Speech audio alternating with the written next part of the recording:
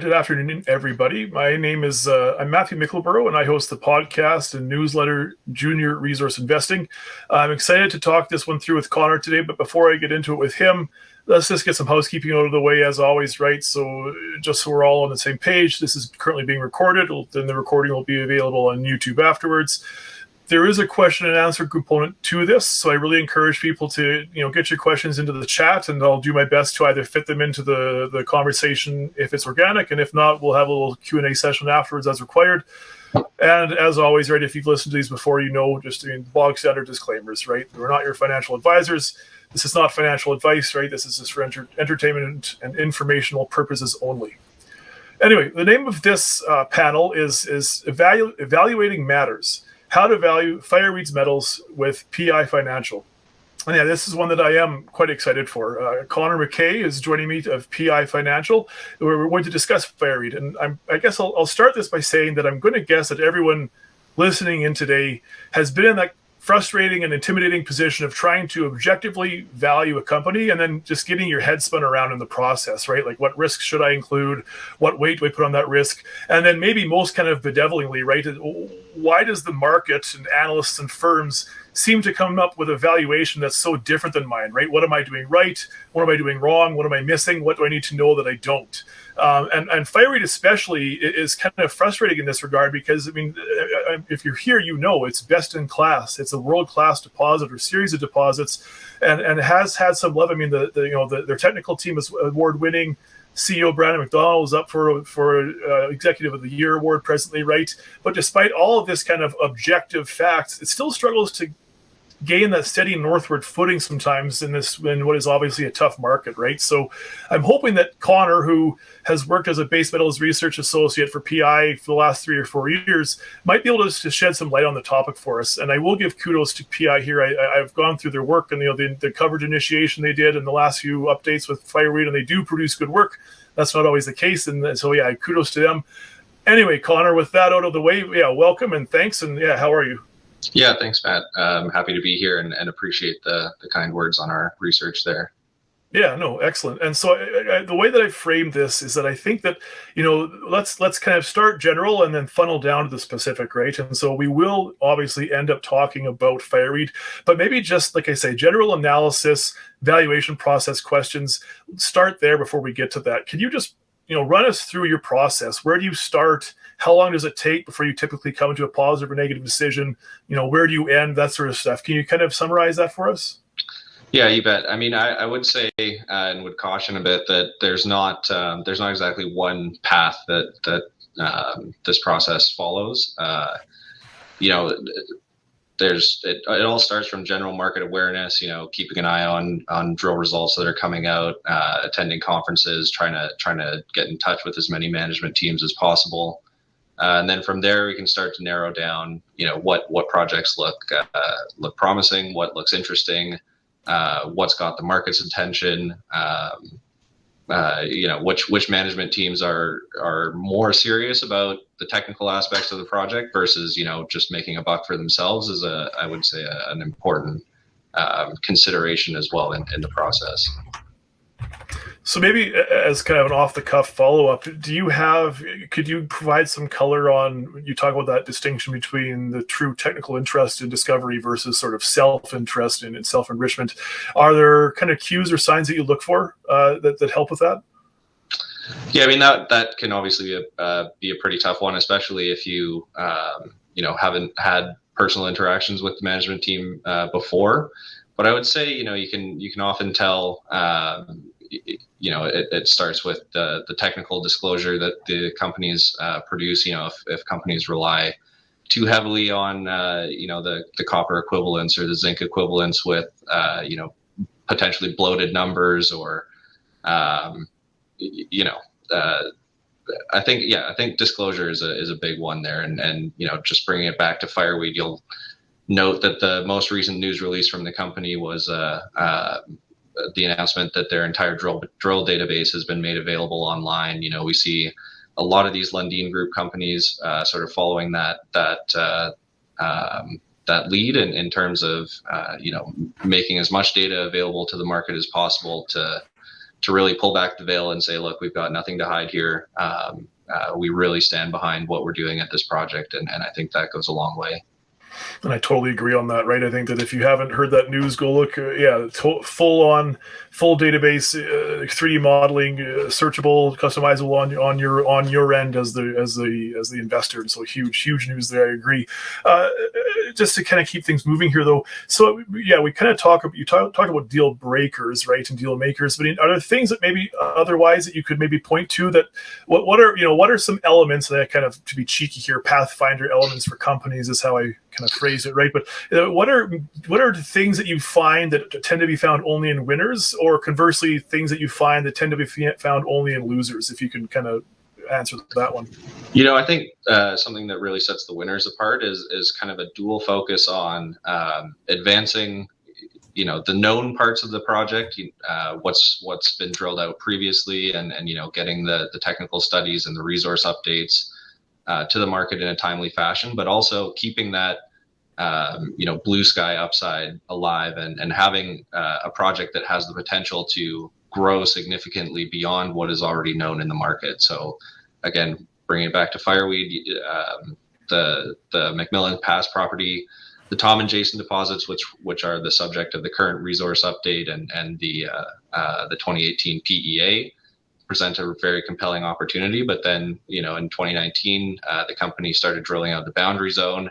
That's kind of the start of the unknown there. But then when you zoom out even more and you look at the entire 40 plus kilometer long what they call the fertile corridor of their land package there's sniffs of zinc and lead silver mineralization all the way up along that entire valley, and that just leaves open the possibility of maybe the best is still yet to come in terms of the company's journey and what they're able to deliver on the exploration front, while also advancing the project in terms of we've got a resource update coming up in the next couple months here to be followed by an update to the PEA. So yeah, it really is about balancing both project development as well as the exploration upside. All right, thank you. And so switching gears here, right, just kind of, like I say, kind of meandering a bit around just general kind of concepts here. And I'm going to ask your personal opinion, and maybe it's a PI financial stance as well, but risks and opportunities, what is something on either side of that coin, right, upside and downside? What do you think is being underestimated by the current market in this sector? Yeah, I think the underestimate really comes down to costs and both capital and operating costs. Inflation has been a key theme across the sector, and we've seen a lot of projects that are currently under construction experience some of those big capex blowouts. But I think the market is still, especially when it comes to developers and explorers, relying on technical studies that even 1, 2, 3 years 3 years old would be probably way out of whack in terms of the prices and cost estimates that they have, especially for the initial build there. So I think that's a key risk that's still being underestimated, as well as your standard permitting timelines, jurisdictional risks, getting social license to not only build, but to continue to explore some of these projects out there is much more in the forefront these days than it ever has been. Mm-hmm.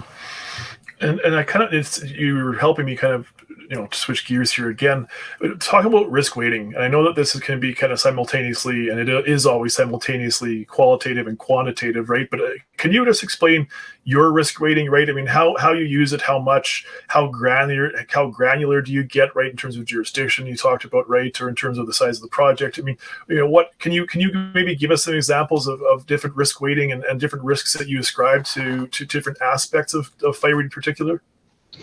Yeah, for sure. I mean, I think it really comes down to sort of three key factors. That would be, we touched on the jurisdictional risk a little bit. Technical risk, I think, is huge. Whether or not, the company will be able to deliver on, the models that we estimate, or the production or costs that we use to value the company as a whole. And then finally, the financing risk that the company faces. Are they going to get backed into a corner where the market knows that they're running out of cash, and they know that a big financing is coming, and they know it's going to be at a big discount in order to get it over the line. All these types of factors can affect, can heavily impact share price in the near and longer term. And so maybe I will ask, as a follow-up, just specific, particular to Fireweed. I mean, can you give us a little, just not to ask for the secret sauce kind of thing from PI, but I mean, can you discuss how you've weighed Fireweed according to those things? Yeah, I mean, I think it really comes down to the target generation really comes down to two key factors, the discount rate and then the target multiple based on our discounted cash flow model.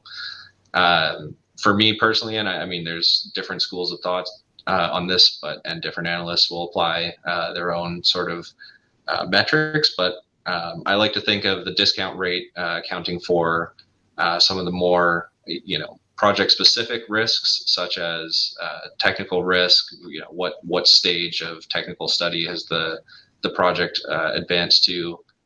Jurisdictional risk. Is it in an area that's seen, political or social instability affect the rate that these projects can be advanced?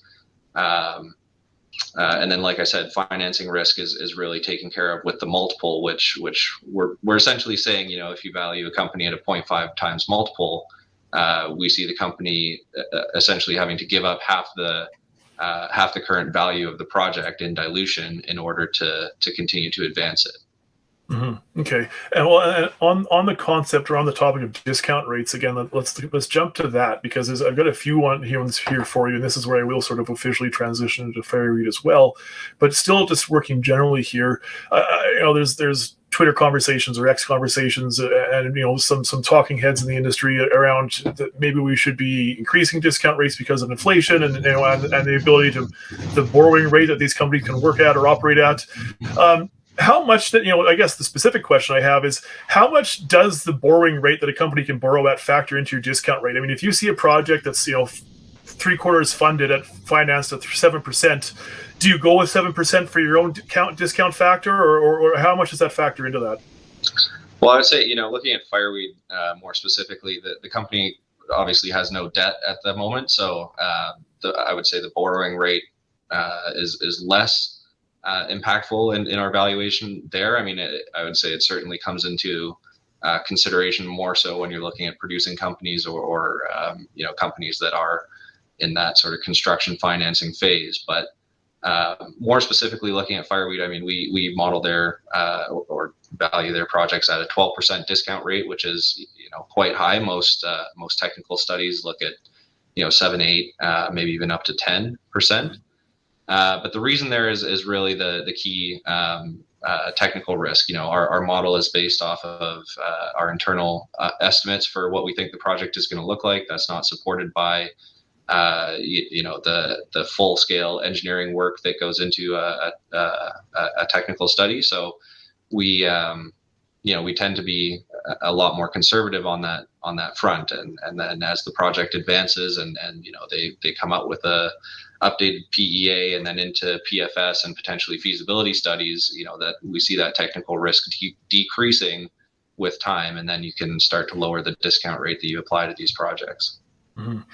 Well, and you are a base metals guy, right? Base metals analyst, and so again, anybody here is probably no doubt aware of that, the kind of the discount penalty that base metals projects have, right? Precious metals at the 5, and like you say, base industrial metals 8 or 10 or higher in your case. I guess, is that warranted? I mean, to me, if I see a high quality base metal product, industrial metal projects, that's some of the best money makers in the world in terms of projects.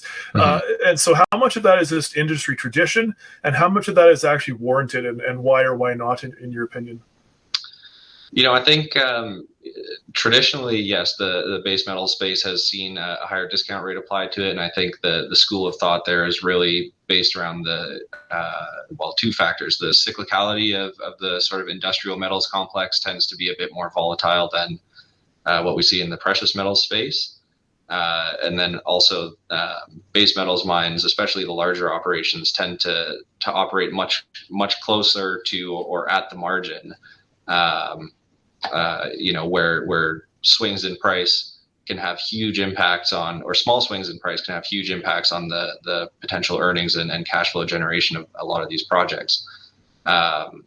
So that's where the higher discount rate comes in again, a bit of a proxy for risk in that sense.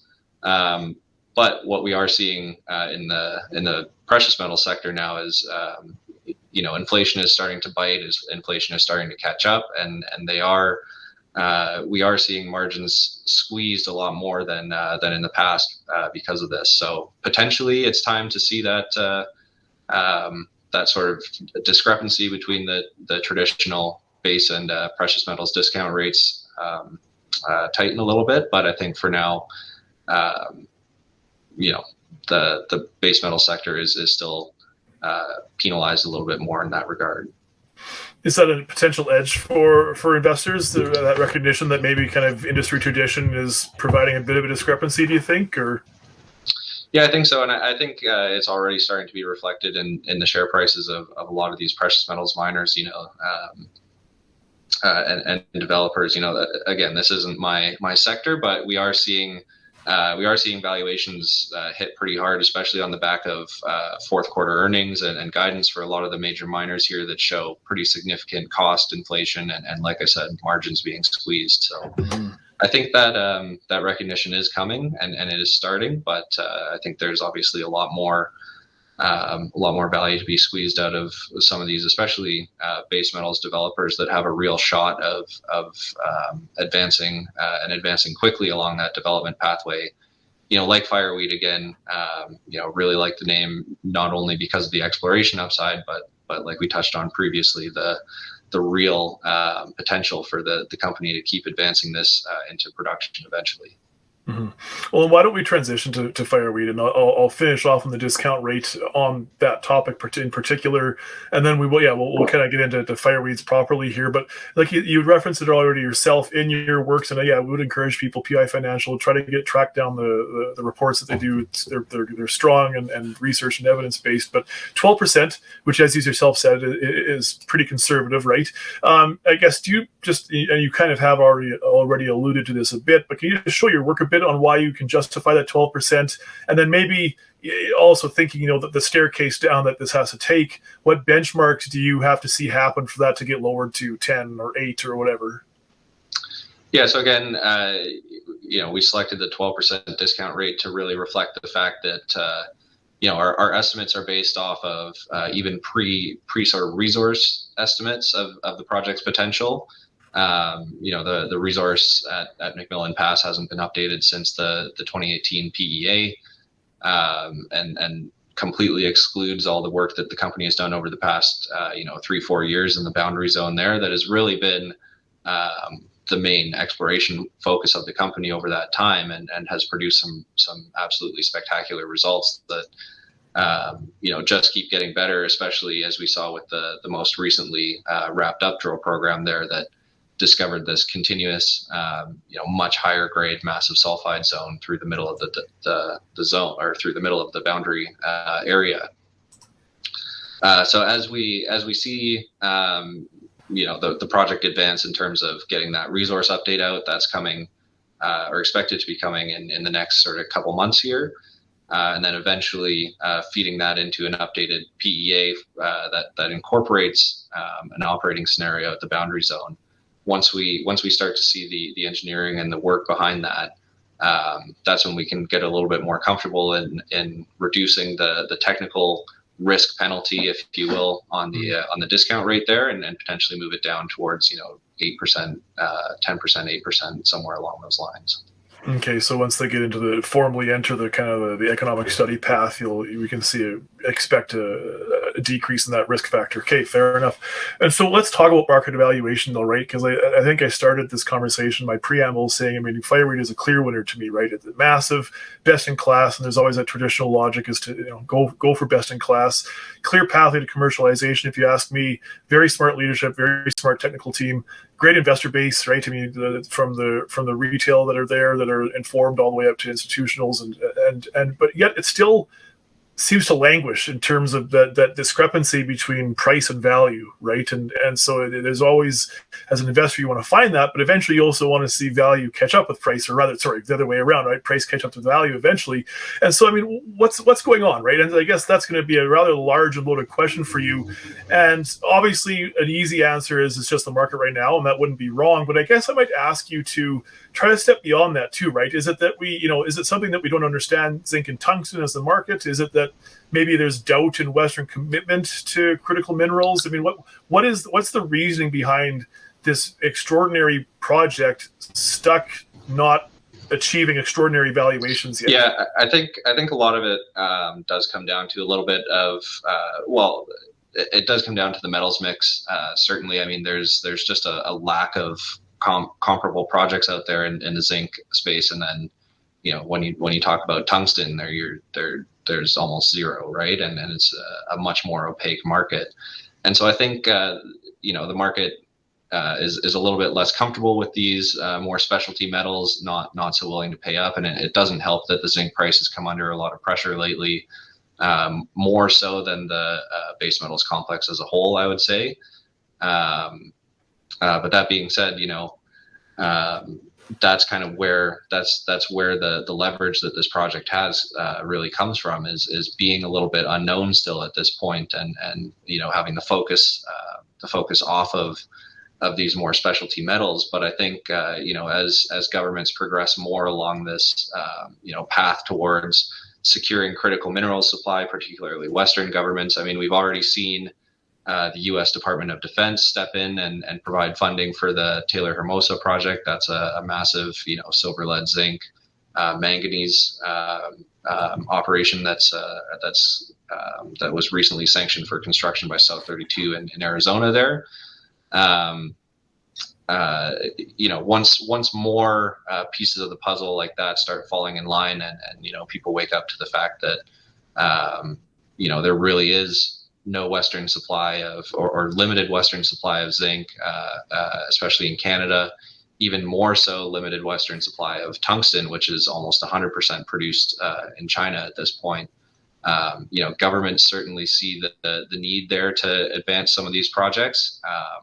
I would say the U.S. government is a little bit ahead of the curve on that compared to the Canadian government, but they're often the first movers, and it's nice to see that some of these promises in terms of government funding for critical minerals projects are coming true. So I think once we see more of that, we might start to see the value discrepancy sort of close on, especially when it comes to a fireweed.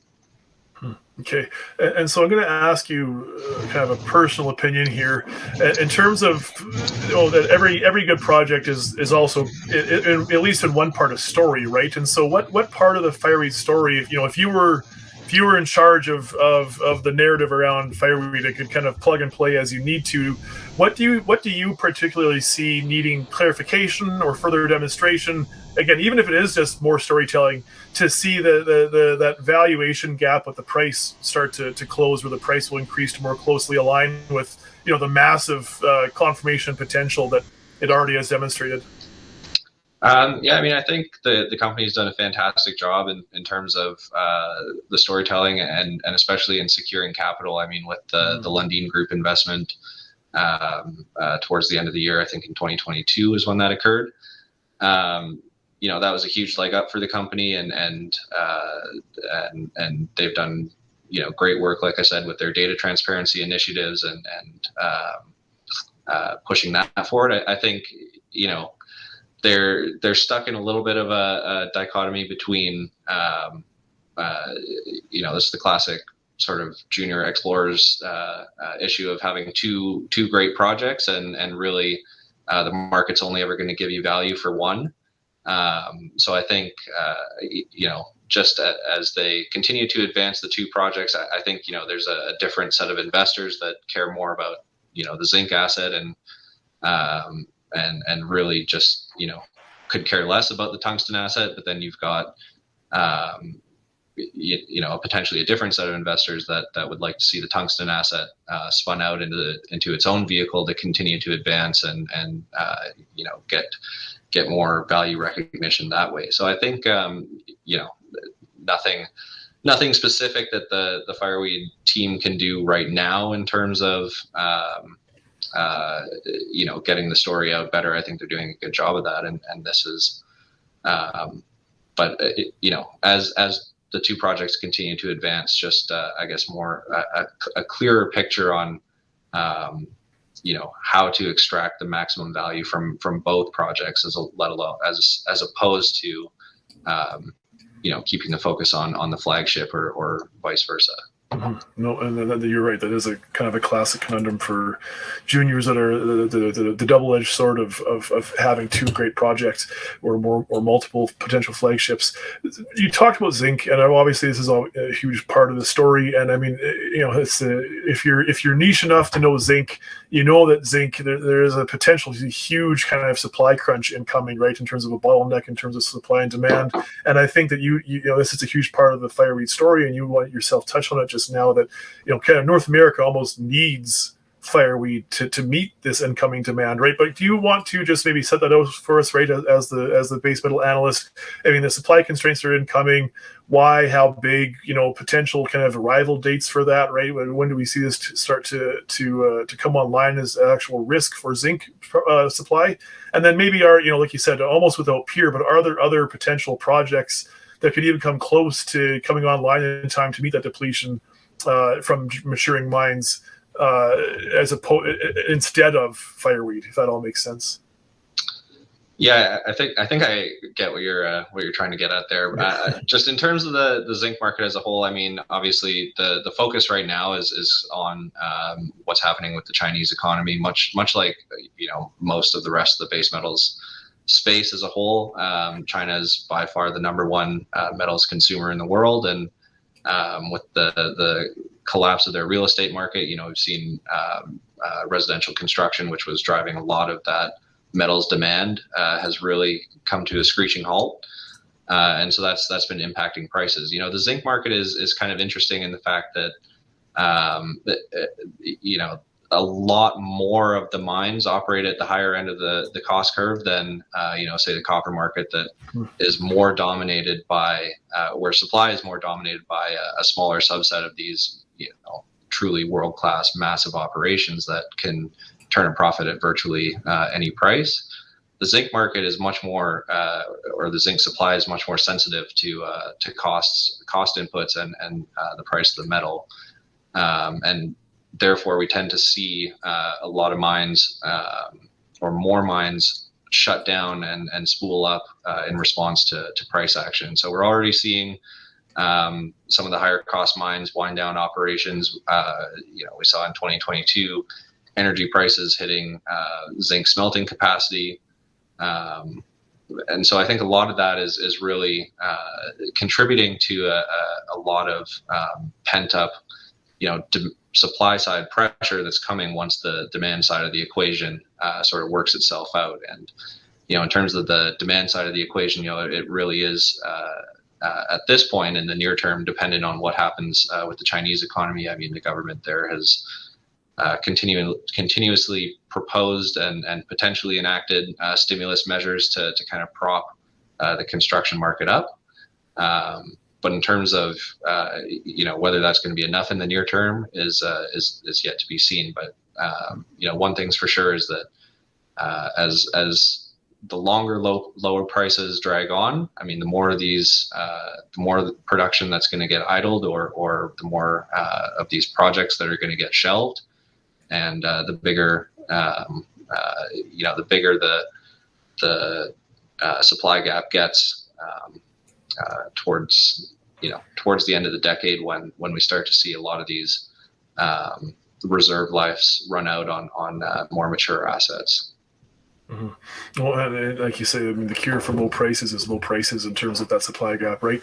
I wanted to go back. You talked about, I should have asked this one previous to this one, but you talked about, this idea that you have these compelling projects, 2 or 3 compelling projects that it's just tough to get full valuation from the market for. Speaking to Gayna River particularly, do you think the market's giving it any value whatsoever? I'm going to guess the answer is no. But then did you give them, in your analysis, did you give them any valuation for that project? I think, well, the short answer there is no. We don't currently ascribe any value to Gayna River in our target, but I see that project really being an all or nothing, win or status quo, no value for the company. The analogs, the geological analogs to the highest grade zinc mine in the world, Kipushi, are very real and very compelling. But at the end of the day, this is about as remote as it gets in terms of mineral exploration, and they basically have to find another Kipushi up there in order to make the development worth it, because you're going to be running roads hundreds of kilometers, or need to run hundreds of kilometers of roads in through some of the most unforgiving terrain that this country has to offer in order to access a project there. But that being said, if they find something comparable, and I mean, for example, Kipushi, I think their first few years of the mine life, they're mining 30+% zinc. I mean, that is pretty much, that is literally as good as it gets. So, yeah, and that's the prize that they're going after. Yeah, absolutely. And I guess I'll just take a second here because I'm going to switch gears and just encourage the audience. If you have questions, fire them in. I think most people weren't here when I kind of offered that at the beginning. So if you have questions you want me to ask Connor, then please get them into the chat for me. But Connor, switching gears here. Your NAV ratio that you use as a benchmark is 0.6. And so I guess, I'm going to ask you the question I've asked a couple of times. Is this, can you just show your work a bit, right? Explain, justify your metrics. And if you can, and we talked about this beforehand, maybe the struggles about this particular aspect of that, are there pure comparisons that you can make, whether that's current valuations or takeout valuations that you use to justify 0.6? Yeah, so I mean, I think when it comes to a lot of these development type stories, the way I start off looking at it and say at a 0.5 times multiple level, if it's kind of a standard story with a lot of value, but a lot of work ahead, that multiple years of exploration programs before you get into the potential of project financing and that kind of thing. And then you can either penalize the project if there's higher risk, i.e. Big lower grade porphyry that's going to require $1 billion plus in capex to get it built. Those projects tend to trade at a pretty significant discount to peers, whereas these higher grade, high margin underground type opportunities tend to trade at a premium because you can get similar levels of production out of these mines for a couple $100 million in capex versus, like I said, that multi-billion dollar level. So for Fireweed, not only do we see it being that sort of lean, mean, high grade type opportunity that is financeable as a junior, potentially if it came to that. But you've also got, the Lundin angle in terms of offering, continued exploration financing at very favorable terms. Most of these, most of the capital raises that they've done in the past have been at basically at the market level or at a slight premium, which is a huge advantage compared to the vast majority of exploration companies out there, where you see financings coming in at a discount to market and with warrants attached in order to get the deal over the line. You're not going to see that with Fireweed, or at least in our view, you're likely not going to see that from Fireweed. So that's another sort of factor that bumps up our calculus when it comes to assigning a target multiple. In terms of comps out there, yeah, I mean, we've touched on this. There's not really a whole lot in the zinc developer space. A couple names from my coverage universe that I would point to. We look at, for example, a Foran Mining is kind of what we expect Fireweed might look like in 3 or 4 years time, where it's a high grade Canadian base metals development opportunity. Trading up in that sort of premium territory of a 0.8 to 1 times NAV. There's a fair bit of work to get there in terms of development and continued exploration, but that's the real prize here. Or even looking down at South America, one of the other Lundin companies, NGX Minerals, we see them trading at about a 0.6 times NAV, and that's again, one of these world class, high grade underground opportunities that, if it really came down to it, you're talking about a few $100 million in capex versus multi-billion-dollar development. Okay, no, thank you. And it kind of snuck up on me, but I think this is almost my last question here. And honestly, and I'll let you at the end of it have the floor as well to touch on anything you would like to that you think I missed. But just core remaining risks, right? I mean, what does Fireweed have to demonstrate before you're willing to kind of give it a risk value of 1 and just say, this will be a mine? It's just a matter of making it happen.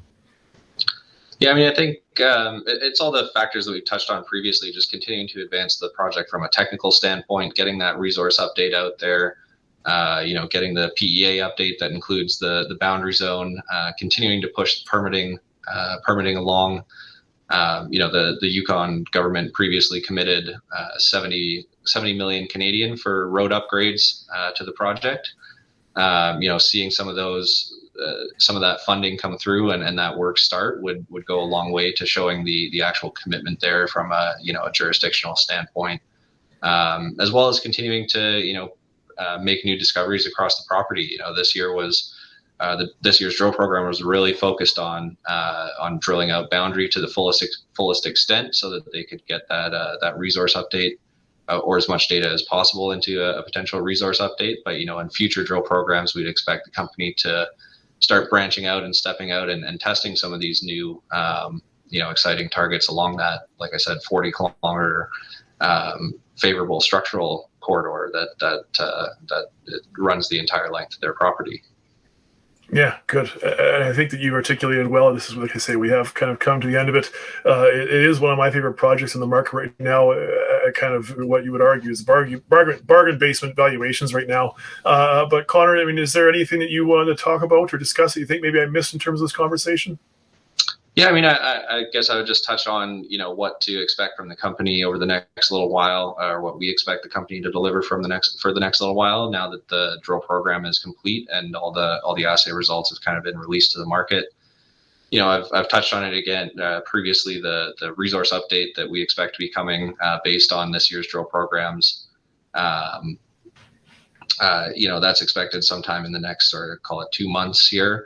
Around that same time, we'd expect to see an updated economic study wrapped around Mackay, so a PEA most likely based almost entirely on historical work, but including the updated metallurgical work, which was a key aspect of the project that Fireweed was working on in parallel with their Mackay drill programs. Two major catalysts to look forward to kind of in the middle of the year here before we really start to look ahead and beyond at the next season's drill programs that we'd expect to kick off later in the year. Good. That's a good one. Thank you that's a good one to catch up for me there. Thank you. Otherwise though, Connor, I think that's it for me. And it looks like I don't think I see any questions coming up. Just Adrian says thanks to both of us. So yeah, Connor, thank you for your time, and thanks to Six for hosting us, and thanks to Fireweed Metals for having a heck of a couple of projects. And yeah, Matthew from Junior Resource Investing. Have a good day, everybody.